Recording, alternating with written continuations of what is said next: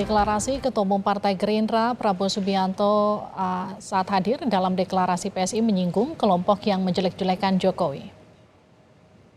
Mungkin zaman sekarang nilai-nilai berubah ya.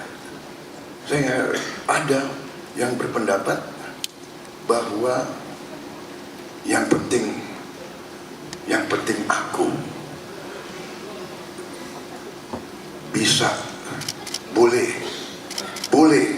saya tidak hormati mentor saya, boleh saya tidak balas budi guru saya, boleh saya tidak berterima kasih kepada orang yang membesarkan karier saya. Ada sekarang sifat-sifat seperti itu, ada. Saya juga lihat orang yang dibesarkan oleh Pak Jokowi, orang yang dibina, orang dikasih kesempatan, ujungnya menjelek-jelekan mentornya, pemimpinnya. Saya tidak mengerti, saya tidak paham, terus terang saja saya tidak paham. Tapi okelah, kita tidak seperti itu. Setelah maju mundur isu putra sulung Presiden Jokowi, Gibran Rakabuming Raka sebagai pasangan Prabowo Subianto, hari ini Gibran muncul mendeklarasikan diri sebagai bakal cawapres Prabowo di Pilpres 2024. Deklarasi di Stadion Indonesia Arena kawasan GBK ini menjadi momen Gibran diperkenalkan ke publik. Lalu keduanya mendaftarkan diri ke KPU maju di Pilpres 2024. Dan secara resmi kita telah mendaftar sebagai calon presiden dan calon wakil presiden Republik Indonesia. Dan tadi Ketua KPU menyatakan bahwa berkas kita setelah dinilai lengkap. Terima kasih. Calon presiden Pak Prabowo,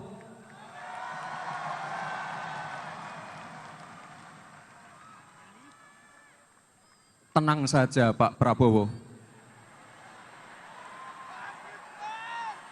Tenang saja Pak, saya sudah ada di sini. Kita semua meyakini program-program yang sudah berjalan sudah membawa Indonesia ke pintu gerbang kemajuan.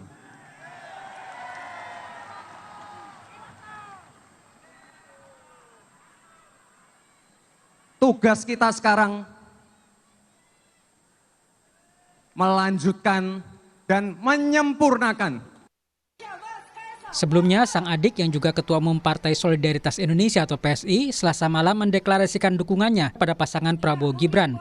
Ketua Umum PSI Kaisang Pangarep yang juga putra bungsu Presiden Jokowi menyebutkan organ relawan Presiden hadir dalam deklarasi dukungan PSI untuk bacawa pres Prabowo Subianto. Pernyataan Gibran ini memunculkan sinyal pengaruh dukungan Presiden Jokowi untuk pasangan Prabowo Gibran. Serta semua organ relawan Pak Presiden yang hadir di sini ataupun yang menyaksikan secara langsung ini melalui TikTok, Facebook maupun Instagram. Kritik atas praktik dinasti politik mencuat di tengah majunya Gibran Rakabuming Raka sang putra sulung Jokowi di Pilpres 2024. Setelah merestui karir politik sang anak, kini Jokowi membela anaknya dari tudingan dinasti politik. Jokowi mengklaim rakyat yang akan memilih, bukan elit politik. Ya, itu kan proses demokrasi di bidang hukum. Ya, kita hormati semua proses itu. Pak, tanggapan terkait ini Pak? Itu kan masyarakat yang menilai, dan dalam pemilihan pun baik itu di pilkada, di pilihan wali kota, pilihan bupati, pilihan gubernur, pilihan presiden, itu semuanya yang memilih itu rakyat, yang menentukan itu rakyat, yang mencoblos itu juga rakyat, bukan kita, bukan elit, bukan partai. Ya, itulah demokrasi. Sejurus dengan Jokowi, pembelaan atas tudingan dinasti politik juga datang dari bakal capres Prabowo Subianto.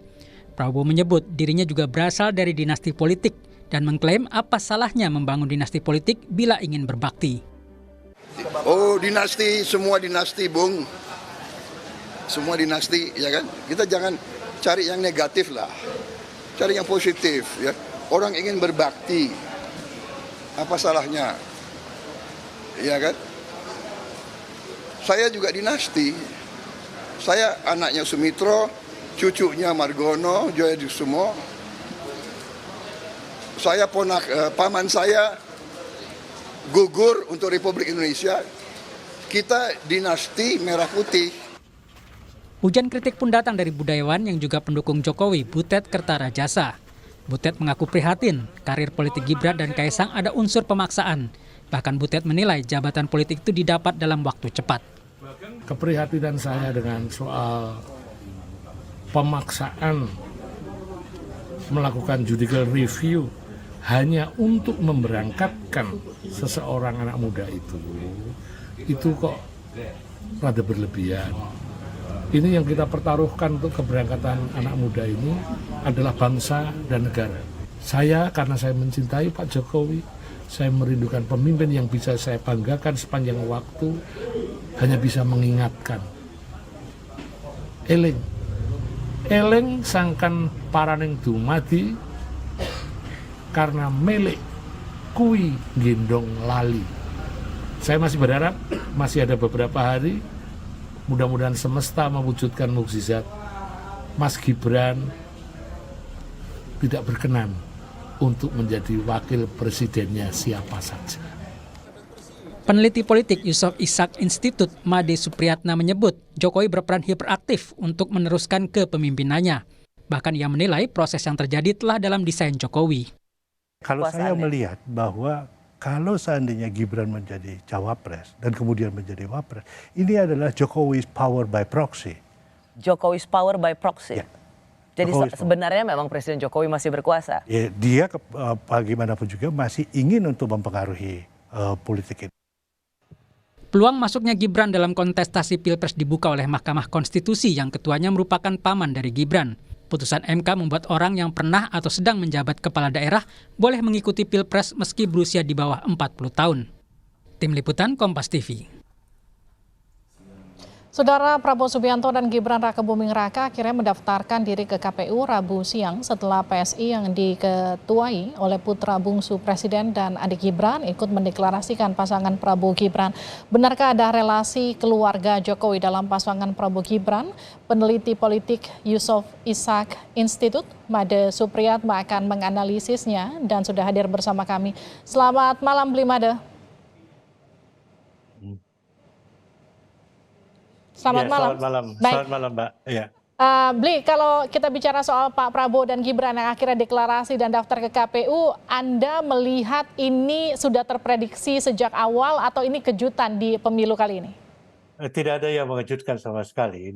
Ini sesuatu yang sudah didesain dan menurut saya ya kita kita berharap, banyak orang berharap bahwa ini tidak terjadi. Dan saya melihat bahwa sentimen negatif sudah terkumpul sekarang di mana-mana saya mendengar itu. Saya berbicara dengan banyak orang, dengan banyak kalangan, tidak hanya dari kalangan civil society yang kebetulan bersama saya pada hari-hari terakhir ini, tapi juga dari kalangan orang-orang biasa, orang-orang sederhana, para petani, pedagang-pedagang di pasar.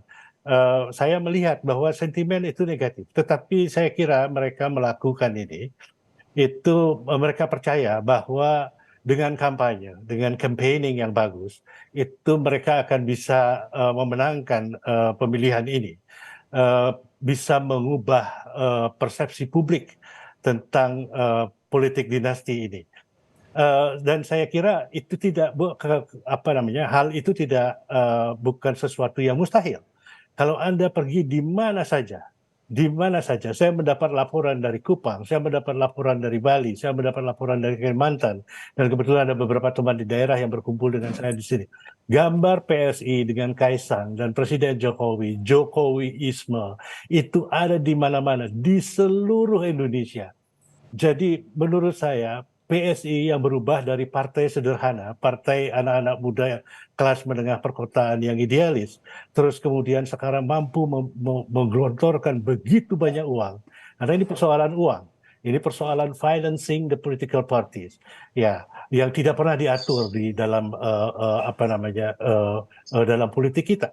Dan kalau kita lihat itu begitu masif, ya, begitu masif kampanye mereka. Dan saya yakin apakah ini tidak akan mempengaruhi opini publik? Saya berkeyakinan itu mampu. Dan saya sangat ingin tahu sebenarnya siapa konsultan di balik ini. Bukan orang Indonesia. Seperti kita tahu ada banyak pemain-pemain asing yang berada dalam di balik kampanye-kampanye. Bli, kalau semalam Kaisang yang juga putra bungsu Presiden Jokowi yang juga adik Gibran ini menyebut relawan Jokowi juga hadir saat deklarasi. Anda ini melihat bentuk all out atau kesungguhan dari Pak Jokowi atau gimana? Ya, relawan itu selalu ada. Sejak Jokowi, saya kebetulan sedang melakukan penelitian ini dan sedang menulis ini. Relawan itu ada sejak pemilihan Jokowi menjadi gubernur, dan kemudian 2014 dipakai secara efektif untuk menjadi relawan. Tetapi struktur relawan ini berubah dari masa ke masa. Saya berani mengatakan bahwa sekarang rela demi cuan, itulah para relawan. Di mana-mana mereka adalah political contractor basically. Pada dasarnya para relawan sekarang adalah political contractor. Tidak ada lagi orang yang mau bekerja secara sukarela untuk politik karena memperjuangkan idealisme tertentu. Dan ketika semua berakhir dengan dinasti seperti begini, tidak ada lagi orang yang mau membela tanpa ada sesuatu reward di baliknya.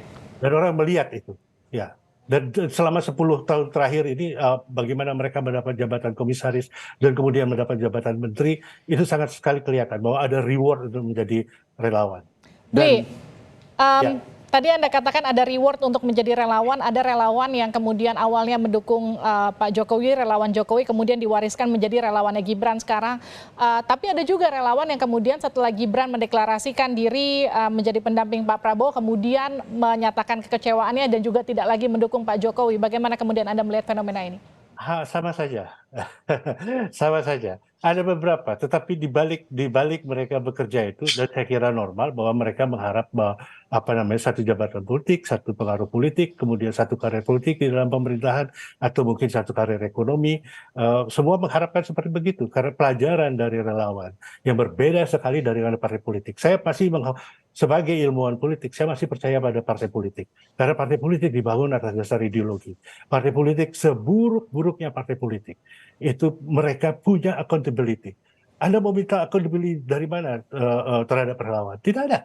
Ya, politisi yang ada di DPR, yang ada di partai politik, Anda bisa tinggal mengatakan bahwa jangan pilih partai ini karena banyak politisinya busuk.